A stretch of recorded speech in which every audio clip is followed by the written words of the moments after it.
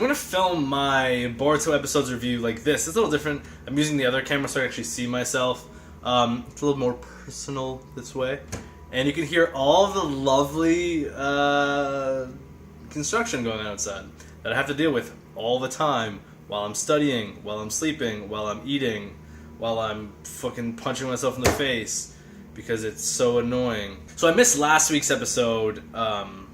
There was a lot of stuff going on. I had a lot of school. Like this June for me, if I post a video a week, consider yourself lucky because it's a fucking shit show for me. So I figured I'm going to compress the last 2 episodes into this video. So we had an episode that came out this Wednesday and last Wednesday, which I think is episodes 8 and episodes 9. And because they're really interconnected in terms of the content of the episode, I think it actually works well to do a video like this. So the episode 7 starts and Boruto's watching a movie about some guy with crazy eyes and Kamina glasses from Gurren Lagann. And he starts to think about his eye, and we see Toneri, and Toneri comes in a dream, and he's like, oh, your eye is the eye that's gonna save the world, fate of the world is gonna rest on your eye, which, like, it's cool in and of itself, but I hate, like, you're the chosen one. It just seems like such a cliche thing, and especially after, like, so much importance was put onto Naruto being, like, the reincarnation of Indra and Ashura, to it be like, oh, actually your son's the chosen one now. It just, like, it dilutes the, like, how many people are going to be chosen. Or the fact that they incorporated Toneri, like, into the canon of the show, like, I know this is not following the manga, but to incorporate him to such an extent where, like, it shows him, it's been showing the moon a lot. So there's a lot of really cool things going on with that, and I hope they continue to bring up past experiences. And so Boruto actually looks in the mirror this time and sees his eye, as being different, so he's like, oh, Bo, got the fucking Byakugan! And he starts, like, going off on these, like, Guy Sensei-esque rants, like, oh, through my eye, and just, like, going all crazy, like the spring of youth. So that's kind of cool. It's like a comedic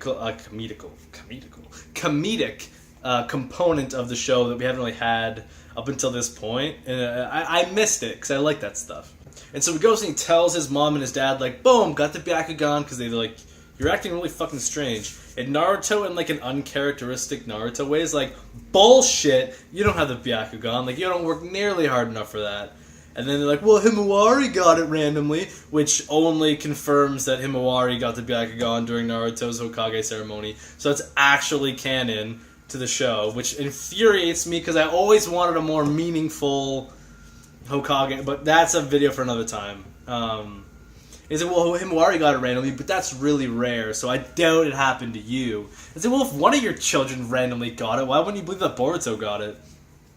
But they're like, whatever, we'll go see your grandpa, and he'll know more about the Byakugan than I would. So, Naruto, Himawari, and Boruto all go to visit the Hyuga clan house, I guess. Which is weird, because, like, what's Hinata doing? She's not cooking for anyone. Like, I don't think she works, so just, like, go with them. That would have been a really cool experience to see Hinata back with her family and her sister and her dad. So, the grandpa's all there, like, stern, like, you'd think he's gonna be a douche like he was in the original Naruto, like, really stern and hard on them. But he's, like, this, like, loving old grandpa, and he's like, oh, come let me see your grandpa! And he's hugging them and kissing them, and his cheeks are all rosy. And then Hanabi comes out, and she has the exact same thing, like, oh, come see your aunt, and is freaking out. So that was really, really cool. I really enjoyed that. And they're kind of talking, and the grandpa kind of voices, like, echoes the same thing as Naruto, like, I don't really see how you could get it. Not all Hyuga do get it, which is something cool, because we haven't really heard about that at some point, that just because you're Hyuga doesn't mean you get the Byakugan, and just because you get the Byakugan doesn't mean you're going to be able to master it or use it on command. That's something we haven't really experienced in the show thus far, because I always just kind of assume, like, Hyuga, Byakugan, just fucking the way it is. Because it doesn't seem like something like the Sharingan where you have the black eyes, then have the red eyes. It's like they always have that pale white eye, so I figured that that's just, they all have it. And then maybe could use it to different efficiencies. But that's not the case, and so we keep going. And then he goes, you know what? We'll fight, and we'll see. If I can push you to the extent and see it, your Byakugan should manifest during the fight, and we'll take it from there. The episode ends and you're like, oh, great, something cool's gonna happen. The grandpa's gonna kick his ass or something. And that's where episode 9 starts off. Boom, this is kind of our first episode where there's big, tangible moments. Taneri, the discussion of the Byakugan, will fight next episode. So, huge moments that bleed into the next episode, which is why reviewing these episodes back-to-back is kind of, it makes sense. So here we are, and then the episode starts, and the grandpa's like, alright, let's fight, and then Hanabe's like, no, you're old, you're gonna hurt yourself, let me fight him.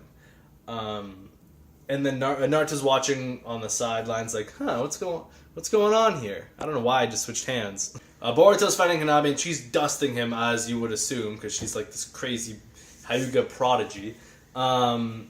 And she's like smacking him around really easy. He's using his shadow clones as usual. And then she knocks him down and is like, okay, what are you going to do now? You're knocked down. Are you going to keep fighting? And he decides to get up and keeps fighting. And then you finally see like really integrated shadow clone combat, like taijutsu, which you see in the games a lot, where Naruto will use like several shadow clones to chain together combos. So you see Boruto, like, he uses a shadow clone and then uses another one to like jump off that one, and then like throws a kunai that she dodges, and another shadow clone comes up from behind and grabs it. So it was really, really cool. It was like 15 seconds, but I went back and played that 15 seconds 3 times because I thought it was so just incredibly well done, and I hope it's a staple of the show, this really cool shadow clone fighting. Eventually he kind of corners her to the point where she has to do an 8 trigram rotation spin and knock them all back, and then Boruto falls down. He's like, fuck, I didn't get the Byakugan and I lost. What am I going to do? Then we have easily the most interesting aspect of this episode, and I loved it. I had a smile on the entire time. And that's because we see the Grandpa Hyuga and Naruto kind of discussing as adults. And he's kind of poking fun at him. He's like, well, he's my grandson, so he'll, whether or not it's the Byakugan, like, it'll be good. And then Naruto's like, yeah, it was my son. And he's like, well, yeah, that's what worries me. So there's kind of this funny play where Naruto still is seen as this, like, childish, silly guy, and he's playful. And he finally goes like, you know, it's my fucking ninja way. I'm going to go keep doing what I need to be doing.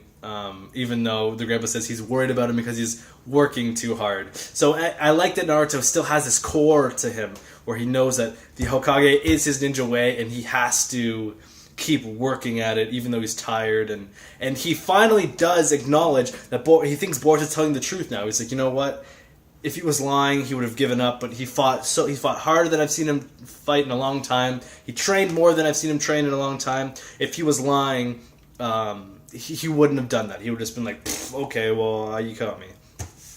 So there's a nice dynamic growing between Naruto and Boruto. The unfortunate thing is if Naruto should have just been like, oh yeah, I believe you now, and would have been 100 times better, but he just tells the grandpa that and then fucks off.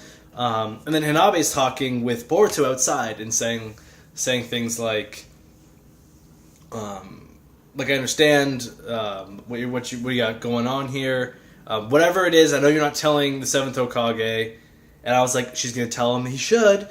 What a great piece of advice. And she's like, yeah, but it's better that you don't tell him. And I thought, I know you have to, because if you did it, then Naruto would just take over and it'd fix the problem. But fuck, just tell him. I want you guys to be like bros. I want old Naruto to be good with you, and you see his side, but I guess the show needs him to not do that. And then Boruto runs off to go eat more food, and runs into Sarada, and they fight the fat. That part of the episode was dumb because it was like every episode where Boruto sees someone with his eye using like the evil chakra, follows him in. It's the guy, Kamina guy with the glasses, and then not Kamina, but he's got the Kamina glasses. He's really fat now, so they canceled the movie. They're not making any more sequels because he's too fat. And so he's mad about it, so the evil chakra targeted him.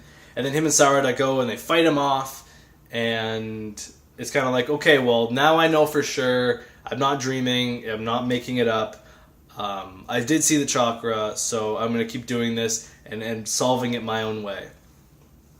So that part of the episode was kind of a cop-out because we had such amazing development going on and then just resorted to the same old that every episode's been doing. But I'm okay with it because the last episode and this episode in conjunction were really, really good. I like the characterization of Naruto that happened.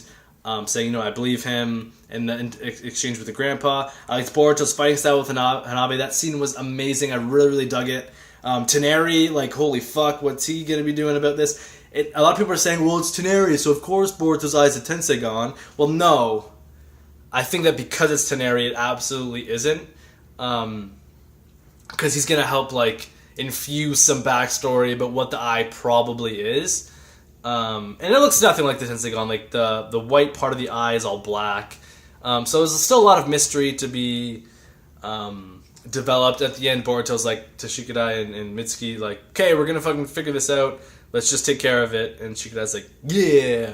And it kind of heralds back to I'm not gonna talk about doing things. I'm just gonna do them. So I don't need to convince my dad that I have the eye. I'll just show him through my actions. Which is kind of what he did when he was fighting Hanabi. His dad didn't believe his words, but through the fighting, he came to trust his son. Whew! It's a lot of talking, so I'm going to let you guys go. I really, really dug these episodes. I'm hoping that we continue with this awesome progression and seeing a bit more Naruto and how that relationship is begun to play out. Let me know what you guys think in the comment section below. If you like the fight scene, I fucking loved it. And as always, guys, that's it. See ya.